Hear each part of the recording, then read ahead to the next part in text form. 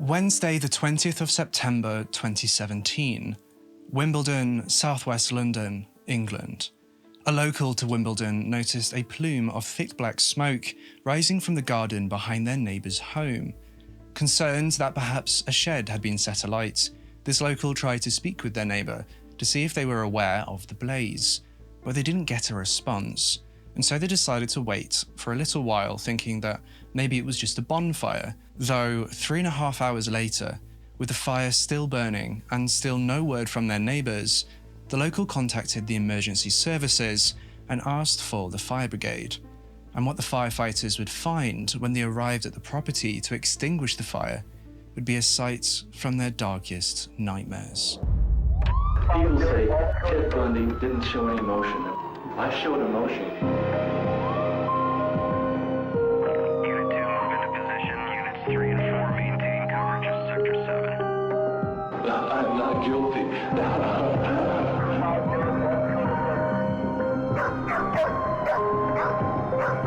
Open and clear. We have a visual. Repeat, we have a visual.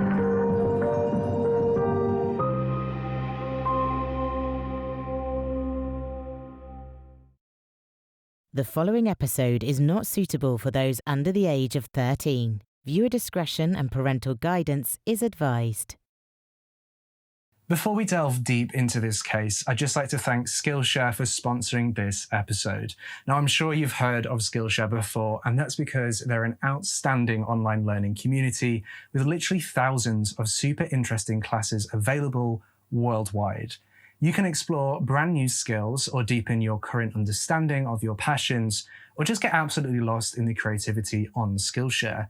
I use Skillshare to learn how to use DaVinci Resolve, which is the editing software that I use to make my videos. I also used it to learn how to make good thumbnails for my videos too. And on top of that, I use Skillshare to learn about knitting cables, which if you've been here a while, you'll know that I am a massive knitter. I love to knit, and the classes available on Skillshare, especially around knitting and those kind of crafts, are super useful for touching up or learning a brand new skill. At the moment though, I'm currently learning about The Psychology of Crime by Margit Averdijk. I love expanding my understanding of the people we discuss on my channel, and learning how they tick is vital to establishing what exactly drives somebody to commit a crime. Skillshare is curated specifically for learning, meaning that there are no ads and they're constantly launching new premium classes so that you can stay focused and follow wherever your creativity takes you. And Skillshare has a treat in store for you. For the first 1,000 of my subscribers to click the link at the top of the description, you'll bag yourself a 1-month free trial to Skillshare so that you can start exploring your creativity today. Be quick though, as only 1,000 people will get the free trial. Thank you again to Skillshare for sponsoring this episode. It's brands like Skillshare that make content like this possible. Now, back to the case. Sophie Madeleine Danielle Lyonnais was born on Sunday the 7th of January 1996 to parents Catherine Devalon and Patrick Lyonnais in Troyes, Département de l'Aube, Champagne, Ardennais, France. When Sophie was young, her parents Catherine and Patrick filed for divorce, and Catherine went on to marry a man called Stéphane Davalon, who became Sophie's stepfather. It's not clear when exactly this divorce and the second marriage occurred and how close they were together, or whether they were related events, but what we do know is that Sophie remained close to both of her parents in the years that followed. As Sophie grew up, her love for the care of children also grew exponentially. And it wasn't long before Sophie realised that it was a career path that she was destined for. Sophie was described as being a pearl, kind and gentle, someone who loved everyone and loved to make other people happy. She was a quiet and shy girl with a love for animals and a hatred for suffering or injustice. After Sophie graduated from school, following her passion for childcare, she went on to study and complete a vocational course in the field.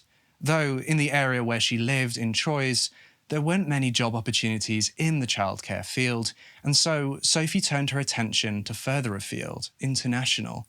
It wasn't long after graduating that Sophie was actually offered a position as an au pair in London, England. It was an amazing opportunity for Sophie, who thought it would be perfect for expanding her English vocabulary and speaking skills while working in her dream field and earning experience in childcare. For those of you who may not be aware, according to aupairworld.com, an au pair is a young girl, typically aged between 18 to 30, who travels to a foreign country for a defined period of time to live with a host family. The au pair supports the host family with childcare and light housework while learning the language and culture of the host country. The au pair is considered as a full member of the family during the temporary period of the au pair's stay. As such, he or she helps the family with childcare and can be asked to assume some light household tasks. In return, the host family provides free board and lodging, as well as pocket money. However, the au pair is neither a housekeeper nor a nanny. Au pairs are unmarried and do not have children of their own. The main purpose of the au pair placement is a cultural exchange, which gives the au pair an opportunity to improve his or her language skills. For this reason, childminding in your own country doesn't count as an au pair stay. The au pair should also attend a language course in the host country. He or she should, however, have some basic language skills beforehand. Whether it is the au pair or the host family who pays for the language course depends on the prevailing practice of the relevant host country. The same applies to the cost of travel and insurance. Anxious for such a massive change, yet still excited for what the future held for Sophie, she boarded a flight to London in January of 2016, shortly after her 20th birthday. Her employers had been a couple who were actually French nationals, who were called Sabrina Coudier and Wissam Madouini, known to most as Sam. And they lived on Wimbledon Park Road in Southfields, which is in the southwest of London. Sabrina Coudier, born Nafissa Coudier, was born in northern Algeria in December of 1983, though when she was still a young child, her family relocated to France. Not all too much is known about her upbringing, but what we do know is that by her 18th birthday, she was suffering from severe mental health issues. On her 18th birthday, in December of 2001, Sabrina jumped from a 4th-floor balcony in an apparent suicide attempt. This attempt on her own life failed, though, and saw her suffer from serious back injuries, something that would cause her pain likely throughout her entire life. The following year, in 2002, Sabrina had started a short-term position selling crepes at a fun fair near her home in the outskirts of Paris, and it was as she was working this job that she met a man called Wissam Madouini. Wissam told Sabrina to call him Sam, which is what we'll be calling him for the rest of this video, and he had been studying for his master's degree at Panthéon Assas University in Paris at the time. Sam, as soon as he laid eyes on Sabrina, fell head over heels. Sabrina was a very beautiful woman, and Sam became very shy in her presence. He was besotted by her. Despite this, Sabrina met and started dating a different man who she actually ended up getting engaged to, though in 2003, when Sabrina was 20 years old, the engagement to this other man was called off, which sent Sabrina's mental health spiraling. As a result of the broken off engagement, Sabrina drank cleaning fluid in another apparent suicide attempt. This second attempt failed, and she soon recovered from it, and not long afterwards, Sabrina began dating Sam. Now, the relationship between Sabrina and Sam was extremely turbulent. Sabrina had frequent violent outbursts, which saw the couple fighting constantly. They would break up and then get back together again like clockwork. Though Sabrina would later claim that she believes Sam saw the relationship as solely something for sex, money, and nothing else. During one of the couple's breakups, Sabrina met another man who was a forklift driver from Paris, who she started a new relationship with. But during the course of this new relationship, Sabrina just up and left and abandoned both this new man and Sam in Paris. According to this forklift driver, Sabrina could be as lovable as she could be detestable. She would lie. Despite the sudden disappearance, Sam remained obsessed with Sabrina and found out that she had actually moved to London and had started work as a nanny, and so Sam followed her. He ended up landing a job as a financial analyst for a French banking society in London. Sam and Sabrina ended up seeing each other again, and, once again, Sabrina ended up meeting another man in 2011. You see, Sam was weak and submissive to Sabrina. Whenever she was off with other men, he would wait quietly for her to return to him. And this new man was actually someone of notability. He was a founding member of the band Boyzone, Mark Walton. Mark had first seen Sabrina while at a NatWest bank in Notting Hill in West London, and he was completely and entirely captivated by Sabrina and her beauty. He asked the bank manager who the pretty woman was, and the manager told him that she had inquired about Mark too. It must be noted that Sabrina didn't actually work at the bank, but was actually involved in a pyramid scheme selling products for a telecommunications company at the time. As you do. Sabrina had dreams of a celebrity lifestyle, being part of the social elite, and it seemed like those dreams for Sabrina were about to come true. Mark and Sabrina began dating, and Mark actually provided her with financial support so that she could launch a career in the fashion and makeup industry. After just 6 weeks of the pair meeting, Mark Walton began paying a few £1,000s a month to support her. And after a year of dating, they moved in together in Queensway in West London. The relationship between the couple only lasted for 2 years, and Mark would later describe Sabrina as being calculating, manipulative, and likely to flip and go crazy at any moment. Police records actually shows that Sabrina had contacted the authorities multiple times between 2012 and 2017. On the 16th of July 2012, Sabrina reported a crazy argument that she'd had with Mark Walton and accused him of cheating. Not sure why that needed to come to the police's attention, but hey-ho. Though just a few days later, the pair did get back together. And then on the 30th of October 2012, she contacted the police again and alleged that Mark Walton had been violent towards her 3 times during their relationship. On the 6th of December 2012, Sabrina made another complaint to the authorities about 60 voicemails from Mark Walton, none of which actually contained any threats. And then in March of 2014, Sabrina claimed to the authorities that she had been hacked by Mark Walton, though when the police investigated, they found only nice emails sent by Mark to her, which contained apologies and expressions of love. On the 28th of April 2014, Sabrina was found by the police outside her home in Wimbledon Park Road, quote, very agitated, kicking and screaming. She had told the police that Mark Walton had been using black magic to control her and that there was nothing she could do about it. Between the months of May and June of 2014, Sabrina made constant complaints to the police, stating that they weren't taking her allegations about Mark Walton seriously. And then on the 4th of July 2014, she alleged to the authorities that Mark had hacked her Facebook account and had breached a non-molestation order. It is important to establish that the relationship between Sabrina and Mark Walton ended in 2013, after Sabrina had alleged that she had miscarried his child before running off back to Paris. Though she was soon back in London and had restarted her relationship with Sam. Despite Sabrina and Mark breaking up, Mark still financially supported her. She would ask Mark for money every 3 or so months, which Mark happily handed over. And when she asked Mark for £15,000 for a house deposit to buy a home with Sam in Southfields, London, Mark agreed. That was despite him sending her £20,000 just 8 months earlier. Even with all of this financial support, Sabrina continued to make complaints about Mark to the police, and the police quickly noted that there was never any case to be brought against Mark Walton, who actually lived in Los Angeles. On the 19th of September 2015, Sabrina created a fake Facebook account through which she accused Mark Walton of being a pedophile. And as a result of this fake account, Sabrina actually received a caution from the police, but that caution didn't stop her. On the 14th of March 2016, Sabrina made another accusation that alleged that Mark Walton had sexually abused a cat that she owned. Bear in mind, it's very important to note that she had never owned a cat at all, so this cat didn't even exist, and that she alleged that Mark had bribed social services to make life hard for her. You see, Sabrina actually had 2 sons.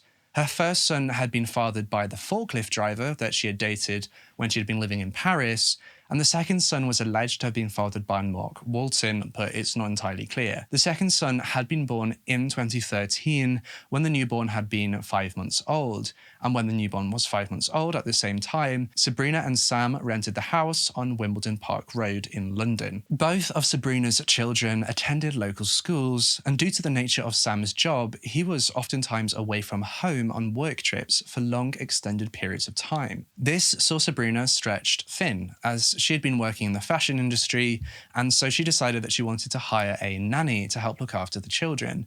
This nanny job, known as an au pair, was then scheduled for a trial period of 2 weeks in April of 2015 to see how things went, and it went really well. And so it was set for their au pair, 20-year-old French national Sophie Lyonnais, to begin working for Sabrina and Sam as a full-time nanny and au pair from January of 2016. Sophie had actually been introduced to Sabrina for the au pair job through a friend of Sabrina's brother, and it seemed like the perfect opportunity for the young girl.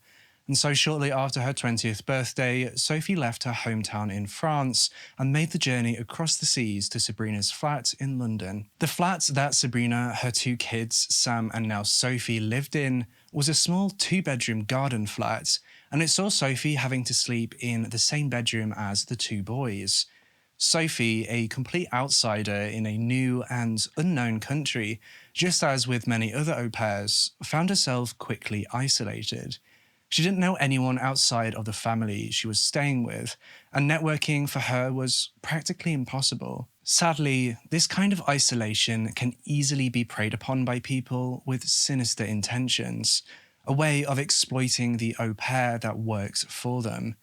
Sophie works long hours for Sabrina and her family, waking up early to take the children to school, doing the housework and domestic chores, picking the children up, helping them with their homework, cooking dinner, cleaning up. She would wake up, work the entire day without a moment's break, and before she knew it, she was back in bed falling asleep, ready to repeat the long hours in a vicious cycle. Despite these long hours, Sophie stayed on working for Sabrina and her family. Perhaps she was enjoying the work she was doing, or was gracious for Sabrina for providing a roof over her head. It's unclear. In fact, one explanation as for why Sophie stayed working for Sabrina could be the fact that they actually took her passports from her and held it for her. She had no means for escape. That, by the way, that action is extremely illegal. But what we do know was that it wouldn't be long before Sophie would bear witness to Sabrina's strange and violent behaviours. As 2016 progressed, Sabrina began to display signs of fixations, obsession, paranoia, and delusions, all centred around her celebrity ex-boyfriend, Mark Walton. As we spoke about earlier, Sabrina made several complaints and accusations to the local authorities, all surrounding Mark Walton. And in 2017, she made further complaints and public allegations against Mark Walton, which, for the record, he has always denied, where she told social services that he had sexually abused her sons and had behaved violently towards her. As we touched on earlier, though, Sabrina was actually arrested and was given a caution for sending malicious communications relating to Mark Walton. And Sophie, heartbreakingly, became caught up in Sabrina's delusional fantasies. In August of 2017, Sabrina contacted the police again and told them that Sophie had taken her youngest son to meet Mark Walton in May of 2017, and that Mark had told her youngest son that he was his real father and that he was going to shoot his family with a gun. Sabrina began to fall into this fictitious world, a world in which Mark Walton was out to get her, a world in which Sophie and Mark were dating, a world in which she was being stalked and threatened. But Mark Walton and Sophie Lyonnais had never once met one another. In fact, they'd never even heard of one another, never spoken to each other, didn't even know the other existed. It was all a delusion that appeared very real to Sabrina. They had no basis in fact whatsoever. Mark Walton hadn't even been in London at the time. He was over in his home in Los Angeles, none the wiser of the horrors that were beginning to unfold, horrors that Sabrina was implicating him in. And as these delusions manifested further, Sabrina's treatment of Sophie worsened dramatically. Sophie was treated in a way that many describe as being consistent with that of modern-day slavery. She was not allowed to eat with Sabrina and her family, she wasn't paid for her work, and she was forbidden from communicating with anyone outside of the 4 walls that they kept her prisoner in. Over the course of Sophie's time staying with Sabrina and her family, Sophie did maintain contact with her parents. And at first, she described herself as being happy and well paid, though during the last 6 months of her life working for Sabrina, she started to say how she was growing bored and that the children had become difficult to manage and that she wanted to come home. Sophie never once told her parents, whether by personal choice or whether she wasn't allowed to is unclear, about the abuse that she was enduring at the hands of her hosts. According to court documents, Sophie had been imprisoned by Sabrina and her family by August of 2017, and it was at around this time that Sophie actually contacted her mother and asked for money so that she could travel back home to France. Unbeknownst to Sophie, she would never make that journey home.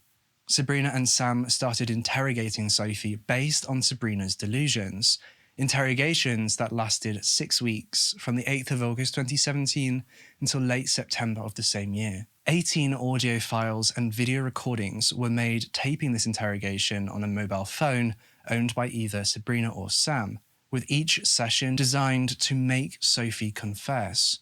They wanted Sophie to confess to being in cahoots with Mark Walton and that they were working together to ruin Sabrina's life.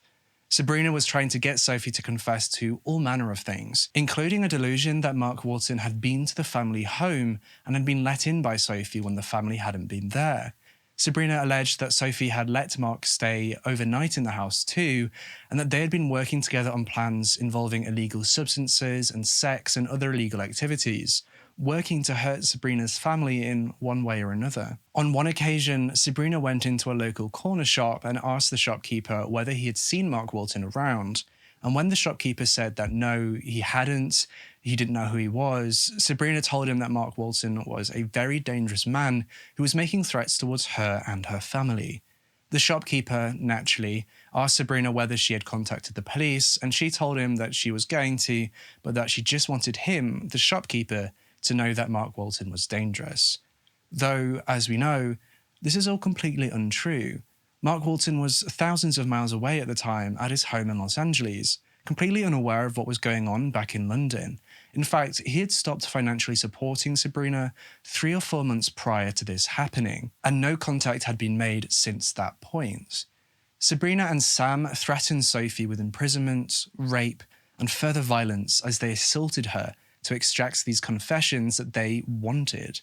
It's important to note that Sam was the one who actually carried out the violent assaults against Sophie, while Sabrina was the one who was telling him what to do. He seemed just as wrapped up in Sabrina's delusions as she had been. It's believed that Sabrina and Sam were suffering from a shared psychotic disorder known as folie à deux. According to Medscape.com, folie à deux is a rare delusional disorder shared by 2 or occasionally more people with close emotional ties. Let's jump over to a good friend of mine, Dr. Sahom Das, who is a consultant forensic psychiatrist, who's going to tell us a bit more about the disorder folie à deux. Hello everybody, my name is Dr. Sahom Das. I'm a consultant forensic psychiatrist and the host of the YouTube channel A Psych for Sore Minds. So, folie à deux. Literally translated, it means madness of two. And technically it can be in regards to any mental disorder, but in actuality it's used to describe delusions when delusions are shared. So delusions are fixed, unshakable beliefs that don't come from an understandable source. So they're not in the context of the sufferer's upbringing and social situation. Now that bit is important and I'll come back to it a bit later. Delusions, when it comes to folie à deux, are usually paranoid or persecutory delusions. So typically they might be that the sufferer is being followed, or that strangers want to harm them, or are laughing at them, or are poisoning their food, or are talking about them. These kind of delusions are seen very commonly in disorders like schizophrenia or delusional disorder. So when folie à deux actually occurs, what happens is that a delusion spreads from one mentally ill person to another. And usually those people are closely connected, so family members, and usually they're quite isolated and marginalized from society. So it means they don't have other voices of reasons, they don't have other perspectives on a regular basis. Now, the reason I mentioned that delusions have to be outside of somebody's social context is basically because in some extreme religious sects or even cults, arguably some very bizarre ideas are spread. So the idea that other religions are evil, or very negative thoughts against sexuality, or that the leader of this cult has supernatural powers. Technically, those are overvalued ideas, not delusions, because they're in keeping with the culture and the teachings in that particular sect of society.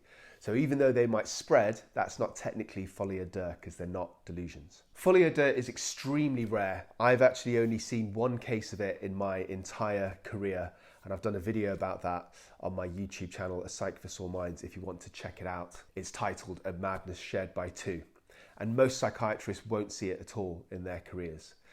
In terms of other high-profile cases of folie à deux, another one which jumps to mind is the Erickson twins. So in May 2008, these two twins, Sabina and Ursula, were travelling from Liverpool to London, and they got out of a bus and they were literally jumping into traffic intentionally because of these paranoid delusions they had that people were chasing them and wanting to kill them. And then when the police tried to help them and the paramedics, they started attacking the professionals because they believed these people were trying to steal their organs. And if you're interested in this case, there's actually quite a lot of footage of this happening live, so of the twins jumping into traffic, because the police at the time were being followed by a camera crew. What's tragic and shocking about this case is that one of the twins, Ursula, was so badly injured she was in hospital, but Sabina, even though she was knocked unconscious, she actually left hospital and amazingly was released by police the next day. And that following day, she went on to kill a random stranger. And then, of course, the other high-profile case would be this one that Josh is talking about, Sophie Lyonnais. So before I go, I just want to introduce you to my channel, A Psych for Sore Minds. If you're interested in the psychoanalysis of high-profile true crime cases, then you'll love my channel. I talk about a range of issues related to mental illness and criminality and the crossover between the two. Shout out to my boy Joshua Miles. Thank you for having me on your channel. It's always a pleasure to discuss your many fascinating cases. Goodbye. A special thanks to Dr. Saham Das for coming on and sharing his professional knowledge with us. Be sure to go check out his channel. You can find a link in the description or in the pinned comments below. And this shared psychosis between the couple would see true horrors befalling the local community. After weeks of Sophie pleading with Sabrina and Sam, telling them that she's innocent, and after days of being subjected to waterboarding and being interrogated while she was in her underwear in a bath of water, Sophie finally broke. She admitted to Sabrina and Sam that she had visited Mark Walton, that she had sex with him, and that she had drugged everyone in the house so that he could sneak into the flat and sexually abuse Sabrina. Again, I must note that Mark Walton was not in the country at this time, and this forced confession was Sophie's desperate attempt to stop the abuse and torture that she was being subjected to. A photograph of Sophie after suffering this abuse, the last photo of Sophie, is gut-wrenching to view. I'm going to put it on screen now, but for those who do not wish to see, I will say when it's not on screen anymore. Just before midnight on Monday the 18th of September 2017, the last audio recording of Sophie still alive was made. The recording is harrowing. You can hear Sophie screaming for her life and agreeing to every allegation brought against her. She just wanted to go home. The photograph of Sophie is not on screen anymore, so those of you who turned away can look again.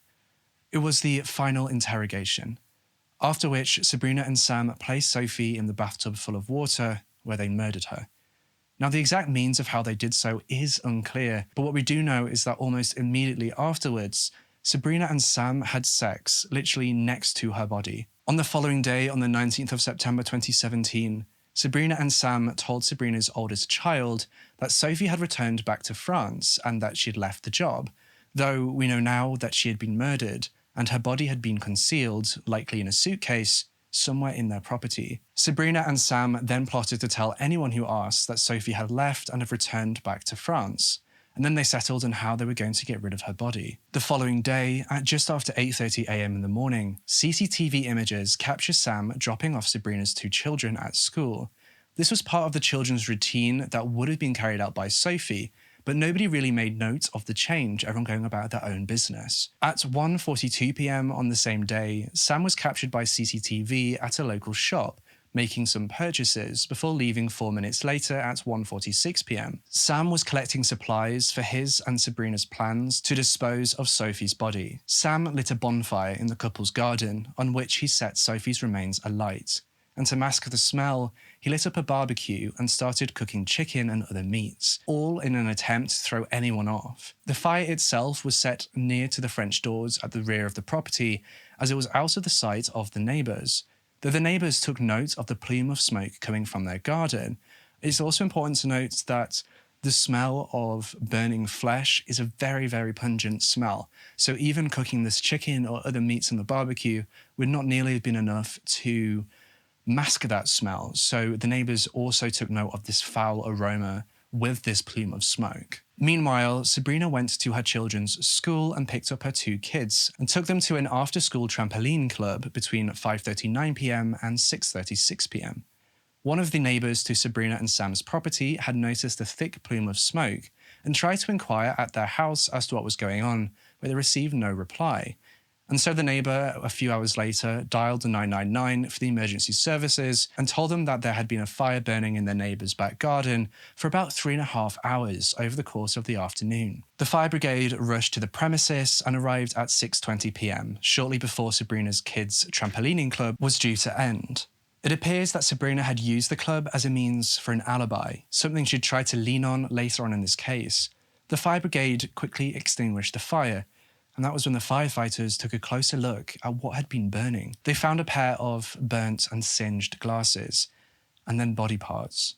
The burnt remains of Sophie Lyonnais revealed themselves to the firefighters, and the police were immediately called. When they asked Sam what he had been burning, he simply replied by saying, quote, "It is a sheep." When the police arrived, they arrested Sam and took him to the Wandsworth police station. It is important to note that they also found Sophie's suitcases in the couple's shed. I'll put a picture of that on the screen now. It was initially believed by the authorities that the remains that had been discovered were that of a child, due to the fact that they were so small. When Sam was asked about this at the police station, he replied by simply saying, "It's not a child." I must also say that due to the state of malnutrition that Sophie was in when she had died, due to the family not feeding her and her being so thin, that contributed to the police's hypothesis that the remains were that of a child. Sam was then interviewed but refused to answer any of the questions that were asked of him. A post-mortem forensic examination of the remains were then conducted. It's important to note that the exact cause of death has never been determined, but evidence of violent assaults were found on examination. According to court documents, quote, "Professor Mankham was able to distinguish between those fractures caused by the heat of the fire after death and those fractures caused in life. He identified that Sophie Lyonnais had sustained 2 different sets of fractures while still alive. He found that her sternum and 5 left ribs had been fractured between 36 hours and 3 days prior to her death. He found a fracture to the right mandible, which had been caused within hours prior to death, possibly immediately before death, but certainly while she was still alive.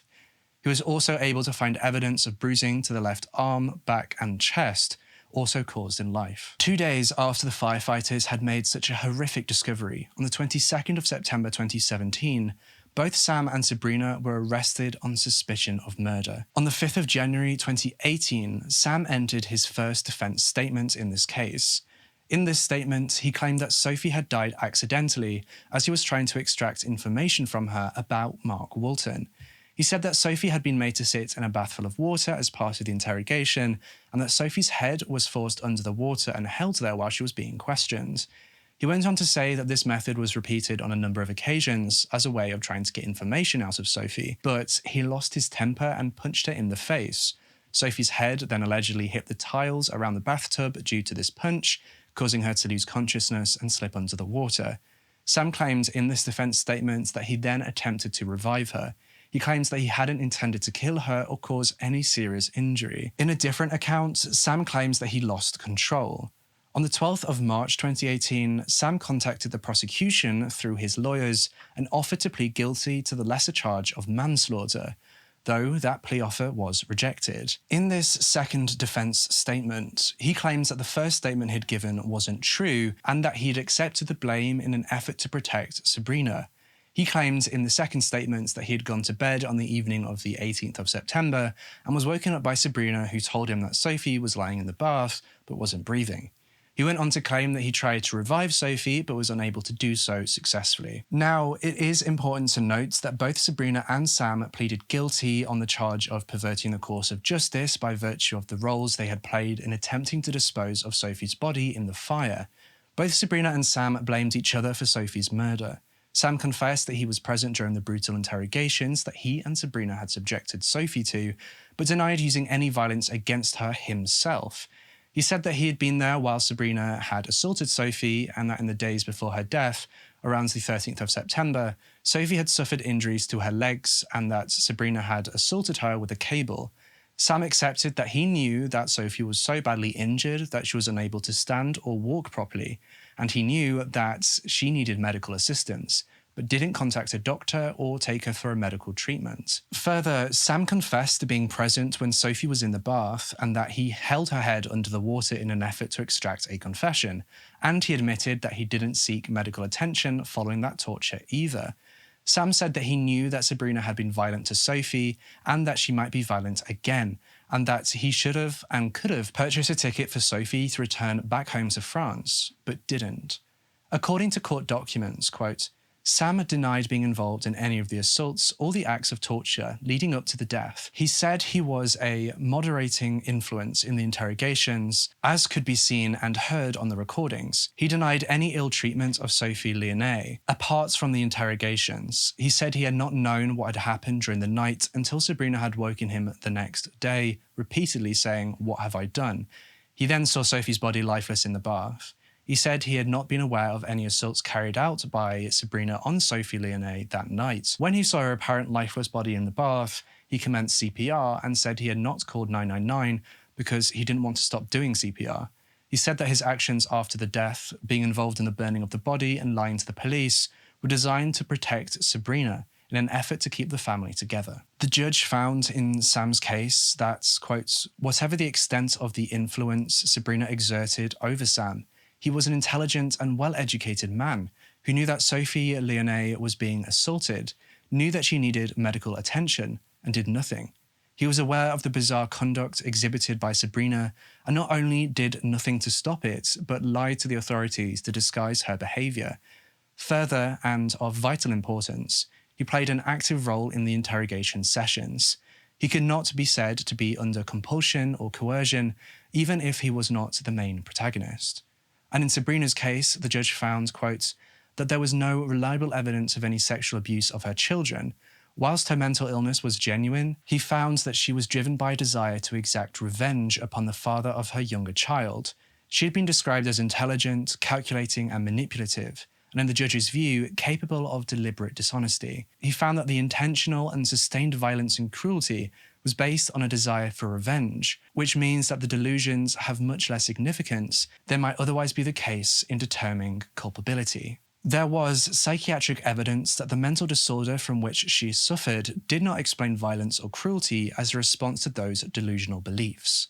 Sabrina and Sam were found guilty of murder and received the sentence of a minimum of 30 years behind bars. As they were being sentenced, the judge told them, quote, I'm sure on all the evidence, you were both involved in torturing Sophie in the bath in the lead up to her death, in making her think that she would drown unless you gave her information you wanted, which was not in her power to give because it did not exist. The suffering and the torture you put her through before her death was prolonged and without pity.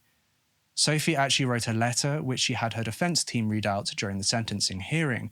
It reads, Dear Sophie, may peace be with you. First of all, I wish everyone, including Sophie, especially her parents and family who are suffering badly, to know how deeply sorry I am for what happened to Sophie. We shared many good times together, as well as pains until things went terribly wrong, and it ended up in this horrendous tragedy. I think of you every day, and I am shocked and sad that you are not part of this world anymore. It feels like a horrible dream to me that I wish I could just wake up from. Every day I live with sadness and sorrow. I am suffering every day thinking of you and what happened to you that dreadful night. I only wish that I could turn the clock back so that it never happened and you would still be alive with us today.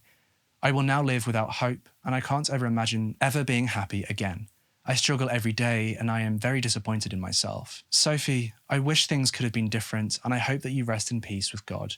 With deepest regrets, Sabrina Coudier. That letter in itself really gets to me because she's making herself the victim here, and she's making it all about her and how she's got no hope anymore and she's not got this, not got that, and how life's so difficult for her.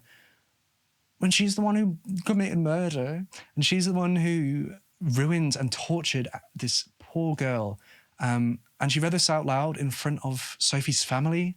The disrespect, the absolute disrespect. And I would have been so angry if I was in that courtroom. They would have had to send me out. It just makes me so angry, that letter. Sophie's mother spoke with the media following the trial. Let's take a listen to what she said. Intérieurement, c'est très dur. C'est très dur de s'abstenir et de rester calme. Plusieurs fois, j'ai été extrêmement énervée à leur sauter dessus parce que voilà, ils ont fait du mal à ma fille, ils ont pris la vie de ma fille. C'est un cauchemar. C'est irréaliste. Irréaliste. Pour moi, c'est... Il n'y a même pas de mots pour qualifier tout ce qui s'est passé. C'est théâtral, enfin, c'est de l'imagination pure et simple. Ça a été très choquant et plusieurs fois, j'avais le cœur qui se soulevait d'entendre toutes ces menaces, les claques. C'était vraiment, je dirais que c'est invivable. C'est très très dur, émotionnellement c'est très très dur. Je suis là pour ma fille, pour le respect de ma fille et pour savoir vraiment ce qui s'est passé. C'est mon devoir de maman d'être là et d'assister à ce procès. Il y aurait la peine de mort, moi comme j'ai toujours dit dans ma famille, je les ferais brûler à la Jeanne d'Arc. Ouais. Vivant, ouais. Au poteau comme Jeanne d'Arc. C'est tout ce qu'ils méritent. C'est peut-être cruel ce que je dis, mais ce qu'ils ont fait, c'est encore plus cruel.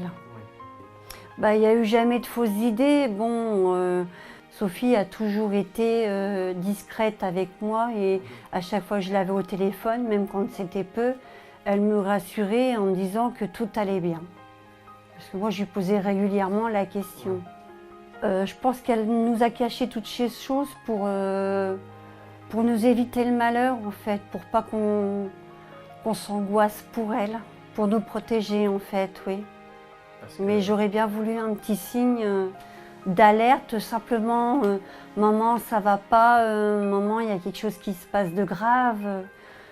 J'aurais essayé de faire mon possible de mon côté, j'aurais tout fait pour venir la chercher. Maintenant je me dis avec le recul que j'aurais peut-être pu insister, avoir davantage plus d'explications avec Sabrina et puis j'y avais demandé de faire rentrer Sophie plusieurs fois. Et maintenant, avec le recul, je me suis dit, si Sophie aurait pu me donner un petit geste de désespoir, j'aurais pu essayer de mon côté d'aller chercher Sophie. Vous voyez, ça vient de Sophie. C'est la dernière chose de Sophie qui a été retrouvée dans les cendres. Les policiers anglais me l'ont donnée la première fois que je suis allée à Londres. Ils l'ont nettoyée, et ils m'ont demandé si je la voulais.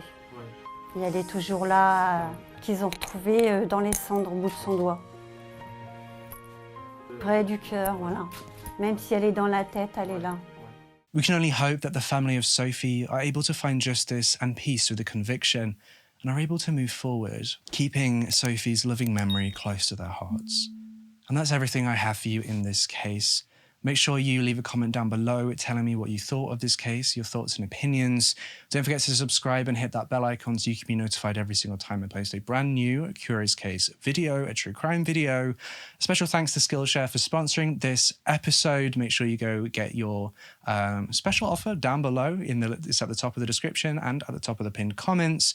You can also join our Discord server. A link is down below too. And again, special thanks to Dr. Homdas for joining me on this video to talk about the disorder folie à deux. And with all that being said, I'll see you in the next case. A special thank you to all of my Patreon members for helping keep this channel afloat, but especially thank you to my lead investigators for all of your support. If you'd like to support this channel for less than $5 a month, then head on over to patreon.com/it's Joshua Miles. For less than $5 a month, you'll get early access to videos and access to scripts and also polls on cases. If you or someone you know has been affected by issues covered in our programming, including this episode, then please use the link in the description for information, advice, and support.